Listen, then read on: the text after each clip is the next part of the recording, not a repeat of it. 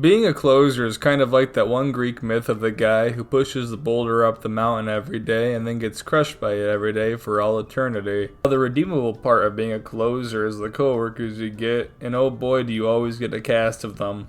Now I used to work at a fast food burger place at night time and haha, it had a closing crew. You had the angry Bosnian guy who sold drugs, his on and off crazy girlfriend, the nicest kitchen lady you'd ever meet, a cast of adult burnouts, and then me. And you bet your ass at least one of them was somewhat weird around minors. Now the customers you get at nighttime can be categorized into 3 different types.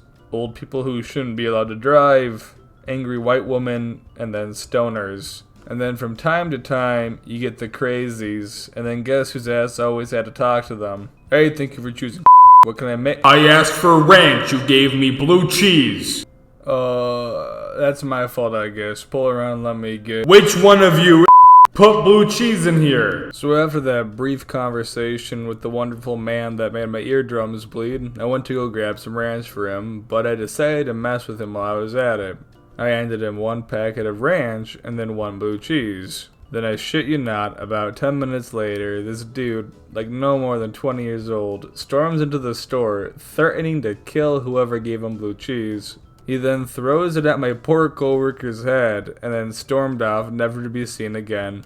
I prayed that night that his brakes failed on his way out of the parking lot. Now, this one's not very funny, but one time I was taking a dude's order, and then his wife was talking to him, and he said, "Be quiet," punched her in the face, and then drove off. Not really funny, but just something to point out, I guess. As awful as it is, coworkers truly do make the best of it, and while I really hated working there every waking moment, some of the people there made it better. This guy Jack was a just grade A fucking idiot, but he could do some dumb stuff. My manager was handing out habanero peppers, and Jack took it and then ate it instantly. Now the thing is, he couldn't handle spice, so I got to see his face go from smiling and laughing to a little pained, and then abject abyssal horror in the course of a second. And then he started chugging milk. Now the other thing about him is that he is lactose intolerant, so about 30 seconds later, we watch him run around, hand over mouth, and then vomit all into our ice cream bar.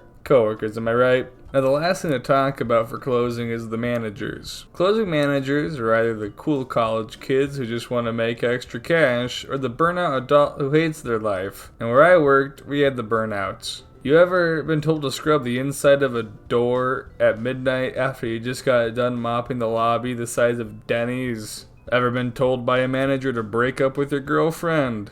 Overall, I think the emotions felt towards that place will always be negative, but I will never forget the awful, traumatic, but funny memories I got to make there. Now, the moral of the story, you guys, is that you can either be a dickhead or an idiot, but don't be both. Thanks for watching. Like, comment, subscribe.